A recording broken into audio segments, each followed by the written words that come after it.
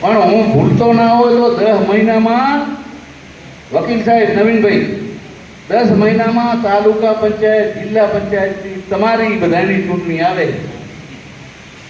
આપણી પાર્ટી જેને પણ ટિકિટ આલે આ વખતે ખૂબ જ આપણને મજા આવી. જે સાહેબ અહીંથી નામ મેલ્યા જેને કીધું ને એ 25 ટિકિટો આપી.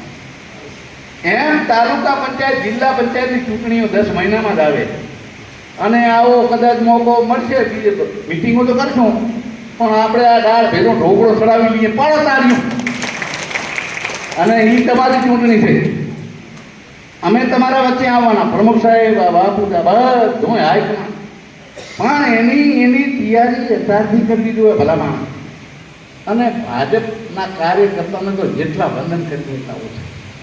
એને ખાલી આગળ કરીએ એટલે ભલા માણસ ખડા પગે તૈયાર થઈ જાય. કેમ કે આપણે તો એવા પુરુષના સૈનિકો છીએ જે મોદી સાહેબ આ ગુજરાતમાં ડંકો 12 વર્ષ લગાડ્યો. અને જેવા કે 2014માં કે ચૂંટણી આવી અને માતા બહેન વડીલાના આશીર્વાદ મળ્યા, 2014માં ભારતના વડાપ્રધાન બની ગયા. અને જેવા વડાપ્રધાન બન્યા, આમ તો એ પહેલા મોદી સાહેબે ખેડૂતો માટે જે કર્યું સાહેબ એ ભૂલાય એમ નથી.